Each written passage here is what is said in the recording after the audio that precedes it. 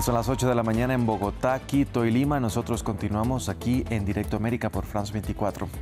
Estamos en vivo desde nuestros estudios en Bogotá, actualizando toda la información internacional. En revista de prensa veremos las consecuencias de la guerra en la salud de las próximas generaciones, tanto en la Franja de Gaza como en Ucrania. Los detalles con nuestro compañero Patricio Peralta. Y en nuestro bloque económico hablaremos de China y de Estados Unidos, que se contradicen en sus versiones sobre supuestas negociaciones para desescalar la guerra comercial iniciada hace unas semanas entre las dos mayores economías del mundo. Lo repasamos en breve con nuestra editora económica Daniela Blandón. Vamos a revisar los titulares de la jornada.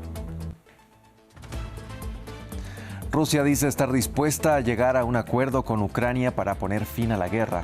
Así lo dijo el ministro de Asuntos Exteriores, Sergei Lavrov, mientras el enviado especial de Donald Trump, Steve Witkoff, se reunió este viernes en Moscú con Vladimir Putin. Decenas de miles de personas continúan haciendo fila para poder ver al fallecido Papa Francisco en Capilla Ardiente. La Basílica de San Pedro permaneció abierta durante casi toda la noche. Más de 150,000 visitantes han llegado a presentar sus respetos antes de su funeral mañana. En Brasil, la policía arrestó al expresidente Fernando Collor de Mello después de la orden de un juez de la Corte Suprema. El exmandatario de 75 años fue presidente de Brasil entre 1990 y 1992 y fue condenado por corrupción en 2023 a 8 años de cárcel.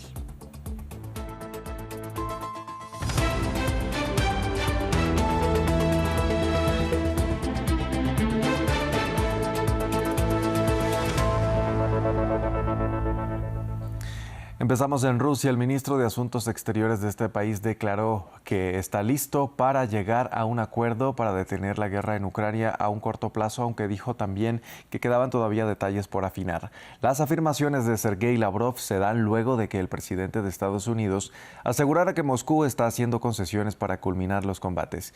Mientras tanto, este viernes se reunieron en Moscú Vladimir Putin y el emisario de la Casa Blanca, Steve Witkoff, para continuar con los diálogos. Diego Bazzani con el informe. Rusia muestra sus cartas con respecto a los diálogos de paz para culminar la guerra. Este viernes, el ministro de Asuntos Exteriores de Moscú ha declarado que su país se encuentra listo para llegar a un acuerdo en el que se detengan las operaciones militares. El presidente de Estados Unidos piensa, y creo que con razón, que estamos avanzando en la dirección correcta. La declaración del presidente menciona un acuerdo y estamos dispuestos a llegar a un acuerdo, pero todavía hay puntos concretos, elementos de ese acuerdo que deben afinarse. Las palabras de Lavrov se producen luego de que este jueves el presidente de Estados Unidos, Donald Trump, se pronunciara acerca de las conversaciones de paz, afirmando que su país presiona a todas las partes del conflicto y que Moscú está cediendo para que se detengan los combates. Estamos ejerciendo mucha presión sobre ambos. Si piensan que estamos aquí solo porque somos amables, y lo somos, estamos ejerciendo mucha presión sobre ambos. ¿Qué concesiones ha hecho Rusia hasta ahora para acercarse a la paz? Detener la guerra, dejar de apoderarse de todo el país, esa es una concesión bastante grande. Sobre las críticas de Washington por el ataque ruso contra Kiev del jueves, Lavrov ha dicho que su país únicamente ataca objetivos militares en Ucrania. Solo atacamos objetivos militares o emplazamientos civiles utilizados por militares. El presidente Putin lo ha expresado muchas veces y esta vez tampoco ha sido diferente. Entre tanto, este viernes ha llegado a la capital rusa Steve Witkoff, enviado especial de Estados Unidos para Medio Oriente y uno de los principales mediadores de Washington para las charlas indirectas entre Kiev y Moscú. El emisario de la Casa Blanca se ha reunido con representantes de alto rango del Kremlin y el presidente Vladimir Putin. También en Rusia, un alto mando de las Fuerzas Armadas de Rusia murió este viernes en una explosión en la localidad de Balashikha, cerca de Moscú. Se trata de Yaroslav Moskalik, subdirector de la Dirección Principal de Operaciones del Estado Mayor. Según las autoridades rusas, un carro bomba fue detonado a distancia cuando el oficial iba pasando por el lugar. Sin embargo, por el momento no especificaron quién podría estar detrás de este hecho. Varios altos mandos militares rusos han sido asesinados desde el inicio de la guerra en Ucrania en operaciones que Moscú atribuye a Kiev. Pasamos ahora al Vaticano. Miles de personas continúan llegando hasta la Basílica de San Pedro para ver al Papa Francisco en capilla ardiente antes de su funeral este sábado. Las puertas del santuario permanecen abiertas y lo hicieron durante casi toda la noche para recibir a los asistentes, más de 150,000 desde que fue instalado allí el cuerpo del pontífice. Mañana será trasladado a la Basílica de Santa María la Mayor, donde nuestra enviada especial Natalia Ruiz Giraldo encontró a varios fieles. Veamos su informe. Santa María la Mayor, esta es la basílica en donde será enterrado el Papa Francisco. Es el lugar que él escogió, un lugar que él amaba muchísimo, porque aquí venía antes y después de cada uno de sus viajes para rezar frente a ese famoso ícono de la Virgen María, a la cual está dedicada esta basílica construida en el siglo VI. Y antes de esos funerales, pues son cientos las personas que vienen cada día para ver con sus propios ojos ese lugar en donde él ya tendrá descanso eterno. El Papa quería alejarse del caos que hay en San Pedro para venir aquí donde está el verdadero corazón de la Virgen María. Creo que esto refleja quién era él como Papa y como persona. Quería algo muy sencillo y él era muy cercano a la Virgen.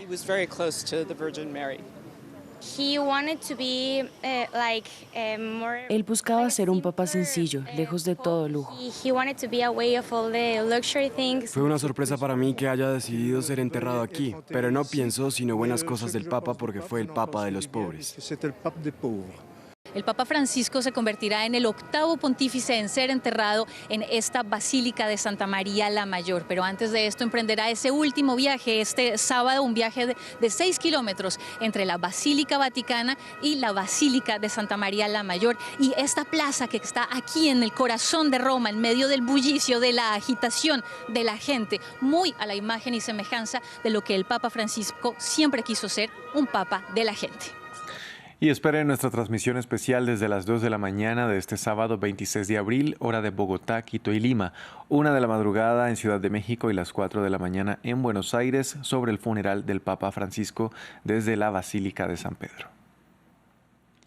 Y mientras miles de peregrinos acuden en Roma para despedirse del Papa Francisco, se está llevando a cabo un enorme operativo de seguridad. Un gran número de policías y soldados patrullan la ciudad y las medidas se intensificarán de nuevo el sábado, cuando se espera que decenas de líderes mundiales se reúnan en el Vaticano previo a la sepultura del Sumo Pontífice.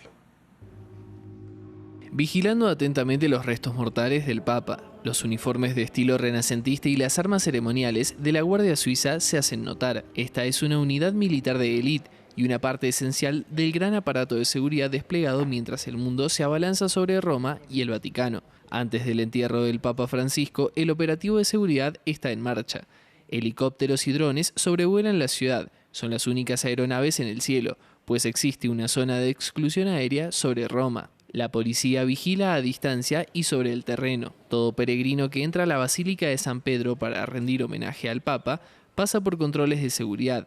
Hay detectores de metales y escáneres de rayos X instalados en las entradas. Mientras tanto, entre la multitud, la policía realiza registros aleatorios. Considero la serenidad un paso por encima de la seguridad, así que nuestros controles son estrictos, son muy cuidadosos, pero siempre marcados por la acogida, por la apertura, porque todos tienen la oportunidad de participar en este evento. Además de miles de policías y soldados, más de 2.000 voluntarios de protección civil y un gran número de personal médico se desplegarán en la ciudad el sábado, cuando se espera que 1 millón de personas asistan a la misa previa a la sepultura del Papa Francisco. Les acompañarán más de 150 delegaciones VIP, jefes de gobierno y de Estado, líderes religiosos, miembros de la realeza y altos diplomáticos. Cada una contará con escolta policial. A pesar de que actualmente no hay ninguna amenaza, los soldados están atentos ante la posibilidad de un ataque terrorista. El sábado, soldados, policías, voluntarios y la Guardia Suiza compartirán una misión solemne: asegurar que el Papa Francisco realice su último viaje en paz. Las relaciones diplomáticas entre India y Pakistán se están degradando mientras los temores de una guerra aumentan. Medios indios reportaron que ambas partes han intercambiado fuego en la frontera de facto en la disputada región de Cachemira. Esto tras la masacre de 26 turistas por parte de un grupo civil armado que es investigado por las autoridades indias. Aunque Pakistán no se adjudicó el ataque, Nueva Delhi sospecha de su vecino y ha implementado medidas severas. En el siguiente informe les contamos la historia bélica entre India y Pakistán desde la independencia independencia de la colonia británica. Desde 1757, India y Pakistán, tal y como las conocemos hoy, han formado parte de la India británica. No fue hasta el 14 y 15 de agosto de 1947 cuando el imperio se dividió. India por un lado y por el otro Pakistán, a su vez cortado en dos, una parte occidental y otra oriental. El objetivo era separar a las poblaciones hindú y musulmana. Millones de desplazados se pusieron en camino. El Principado de Jammu y Cachemira se negó inicialmente a unirse a cualquiera de los dos bandos, pero tras una oleada de ataques en tribus pakistaníes, Jammu y Cachemira se unieron al Estado indio a cambio de la ayuda del ejército de Nueva Delhi. El ejército de Islamabad entró entonces en juego. Esta fue la primera guerra indo-pakistaní, que duró hasta enero de 1949, una guerra que se cobraría miles de vidas en ambos bandos. Un alto el fuego fue propuesto entonces por la ONU. Jammu y Cachemira se dividieron. India tomó el control de la parte oriental y Pakistán de la occidental. Poco menos de 20 años después, en 1965, Pakistán volvió a intentar infiltrarse en la Cachemira india. La guerra se reanudó durante algo más de un mes y medio. Fue la segunda guerra entre los dos vecinos. El Tratado de Alto el Fuego que siguió no modificó las fronteras. La tercera guerra no afectó inicialmente a India. Desde la independencia de Pakistán es el lado occidental el que toma las decisiones, también para el lado oriental. Surgen movimientos independentistas y estalla una guerra interna en Pakistán. Una guerra en la que India finalmente tomó parte en 1971 para apoyar los movimientos independentistas. Fue la tercera guerra indo-pakistaní. Concluyó con la independencia de Bangladesh, una gran derrota para Pakistán, que perdió algo más del 50% de su población. Un año después, el Acuerdo de Simla puso fin al conflicto y estableció una línea de control entre el territorio controlado por India y Pakistán, una línea sinónimo de frontera. India y Pakistán aprovecharon para iniciar un programa nuclear militar. Ahora se encuentran entre los estados que disponen del arma nuclear. Esto añadió otra dimensión a las fuertes tensiones. En 1999, otro enfrentamiento en Kargil. Soldados pakistaníes tomaron puestos de avanzada indios. Nueva Delhi los recuperaría en una nueva guerra, la cuarta, que duraría 4 meses. Desde entonces ha habido tensiones regulares. Cada vez India acusa a Pakistán de tener relaciones ambiguas con grupos terroristas. En la Franja de Gaza, al menos 55 personas perdieron la vida por los ataques israelíes desde el jueves. 6 de ellos, todos miembros de una misma familia en Ciudad de Gaza. Otros 9 en una antigua comisaría de Jabalia, donde también se recuperaron 12 cuerpos, y otros 28 en otras zonas del centro de la Franja de Gaza. Uno de los ataques de este viernes impactó a Al-Mawasi, que fue declarado zona humanitaria y al que Israel ya no considera una zona segura. Los detalles con nuestro corresponsal en Jerusalén, Federico Cuevar Verena. Durante la madrugada, el ejército israelí mató a 10 personas en los campamentos de tiendas de Al-Mawasi, una zona del sur de Gaza que silenciosamente Israel ha dejado de considerar como humanitaria desde que rompió la tregua y reinició sus violentos bombardeos el pasado 18 de marzo. Según las morgues locales, las 10 víctimas pertenecían a 2 familias de 5 personas. En cada caso murieron padre, madre y 3 menores de edad. En esa pequeña franja costera de Al-Mawasi se aglutinan miles de desplazados forzados en campamentos precarios y aunque nunca se trató de un área a salvo de ataques, que Israel le haya quitado la designación de zona humanitaria despierta aún más preocupación sobre la seguridad de los civiles.